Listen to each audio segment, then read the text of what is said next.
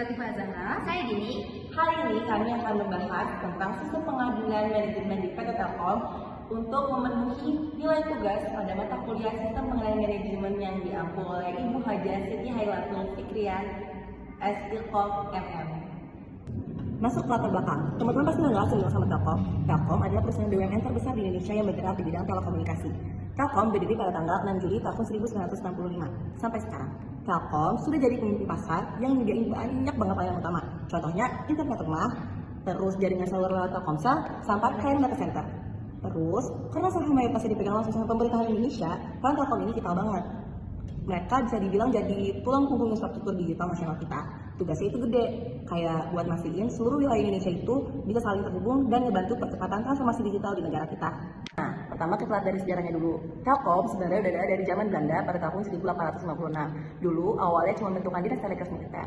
Nah, pas Indonesia udah merdeka, baru dia diubah fungsinya jadi perusahaan negara yang megang urusan pos dan telekomunikasi, namanya PN Postel.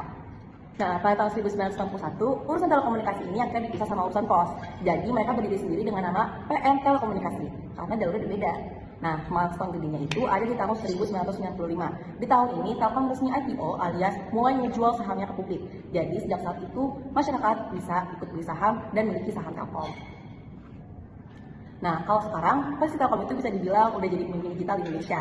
Mereka fokus menjadi infrastruktur jaringan broadband paling lengkap dan ngebangun ekosistem digital yang saling terhubung di seluruh Indonesia. Jadi bukan cuma soal teleponan lagi, tapi udah mencakup semua kebutuhan internet dan digital kita sekarang. Lalu yang selanjutnya yaitu visi dan misi dari perusahaan Telkom Indonesia. Visinya yaitu menjadi perusahaan telekomunikasi digital kelas dunia yang berdampak besar di tingkat regional dan membentuk ekosistem digital untuk menciptakan nilai bagi para pemangku kepentingan. Lalu misinya yaitu yang pertama, bertransformasi menjadi perusahaan telekomunikasi digital terbaik di Indonesia yang berdampak signifikan dalam kancah internasional. Lalu yang kedua, membangun organisasi dengan tata kelola yang terstandarisasi, agile, kolaboratif, serta berorientasi pada hasil. Lalu yang ketiga, memperkuat kultur pelayanan yang unggul bagi seluruh pemangku kepentingan. Lalu yang selanjutnya yaitu budaya dan nilai perusahaan PT Telkom Indonesia.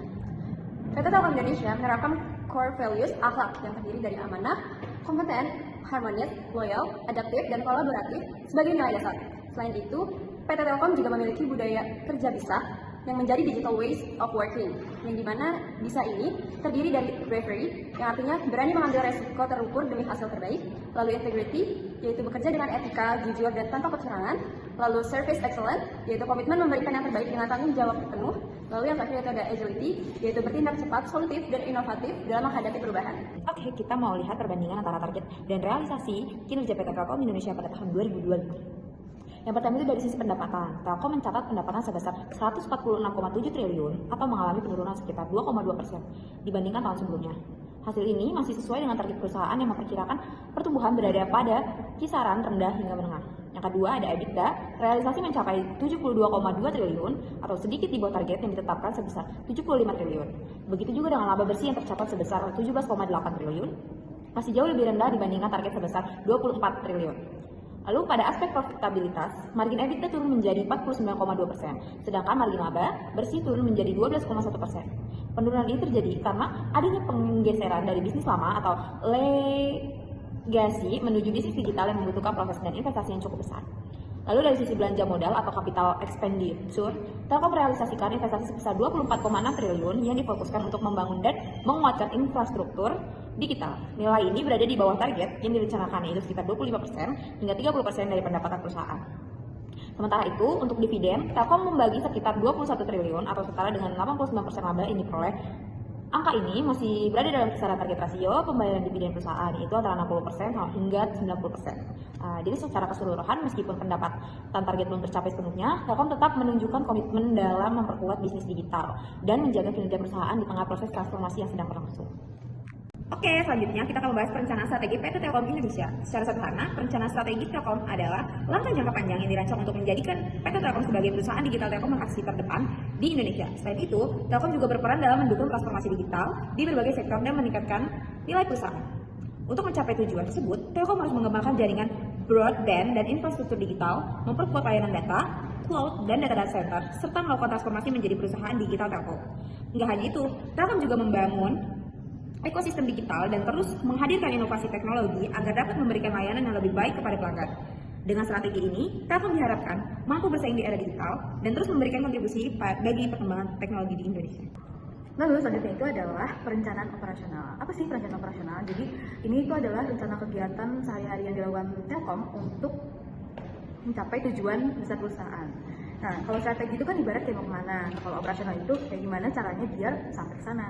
Dan di sini kegiatan operasional PT Telkom itu yang pertama adalah pemeliharaan dan pengembangan jaringan, di mana Telkom ini harus rutin mengecek dan juga memperbaiki jaringan internet yang telepon yang sudah ada. Lalu yang kedua ini adalah pemasangan layanan internet dan telepon. Nah, ketika ada pelanggan baru yang berlangganan IndiHome atau layanan Telkom lainnya, tim teknisi ini akan membantu untuk melakukan pemasangan perangkat dan memastikan layanan ini bisa digunakan dengan baik. Dan yang ketiga adalah monitoring kualitas jaringan.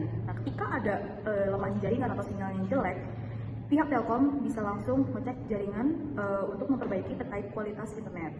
Lalu yang keempat adalah pelayanan pelanggan dan pemasaran produk. Nah, selain menyediakan layanan, Telkom juga harus melayani keluhan pelanggan, menjawab pertanyaan, dan juga nawarin produk dan layanan baru agar pelanggan tetap puas. Dan yang terakhir adalah pengembangan kompetensi. Di sini teknologi itu kan pastinya terus berkembang ya, jadi karyawan harus mengikuti dengan perkembangan zaman dan harus adaptif pokoknya. Jadi harus memiliki kemampuan sesuai dengan kebutuhan perusahaan. Dan yang terakhir ini adalah hubungan dengan strategi perusahaan. Perencanaan strategis ini kan menentukan tujuan jangka panjangnya perusahaan ya, misalnya kayak menjadi perusahaan telekomunikasi digital yang terbaik. Nah, perencanaan operasionalnya ini lebih berfungsi ke menjalankan aktivitas sehari-hari yang mendukung tercapainya tujuan tersebut. Jadi, strategi dan operasional ini harus sama-sama saling mendukung. Selanjutnya adalah contoh kasus dari gangguan IndiHome. Yang pertama ini, inti kasusnya itu adalah pernah terjadi gangguan layanan IndiHome yang menyebabkan pelanggan nggak bisa pakai internet dengan normal, jadi sinyalnya itu putus nyambung. Penyebab gangguannya ini yang pertama itu karena kabel fiber optiknya rusak, lalu yang kedua ada masalah pada sistem jaringan, yang ketiga ini kurangnya perawatan atau pemeliharaan infrastruktur. Dampaknya itu juga banyak ya. Yang pertama pelanggan nggak bisa mengakses internet, lalu yang kedua ini banyak keluhan dari pelanggan karena kan layanan ini nggak berjalan dengan lancar ya. Pelanggan pasti jadi kecewa dan kurang berminat dengan IndiHome, mungkin aja bisa beralih ke provider lain. Dan yang terakhir ini adalah menurunkan kepuasan pelanggan. Jika gangguan sering terjadi, pelanggan bisa kehilangan kepercayaan terhadap kualitas layanan Telkom itu sendiri. Nah, kesimpulannya, PT Telkom Indonesia merupakan salah satu perusahaan telekomunikasi terbesar di Indonesia yang memiliki peran penting dalam mendukung konektivitas dan transformasi digital. Dalam menjalankan usahanya, Telkom memiliki visi menjadi perusahaan telekomunikasi digital kelas dunia dengan didukung budaya kerja akhlak dan bisa. Perencanaan strategis yang jelas, serta kegiatan operasional yang berfokus pada pengembangan jaringan dan peningkatan kualitas layanan. Kasus gangguan layanan IndiHome menunjukkan bahwa kualitas operasional dan pengendalian internal sangat penting untuk menjaga kepuasan pelanggan. Oleh karena itu, peran audit internal diperlukan untuk mengevaluasi efektivitas pengendalian, mengidentifikasi kelemahan dalam proses operasional, serta memberikan rekomendasi perbaikan. Dengan pengawasan yang baik dan perbaikan berkelanjutan, Telkom dapat meningkatkan kualitas layanan, menjaga kepercayaan pelanggan, dan mencapai tujuan strategis perusahaan. Sekian dari kami, kurang lebih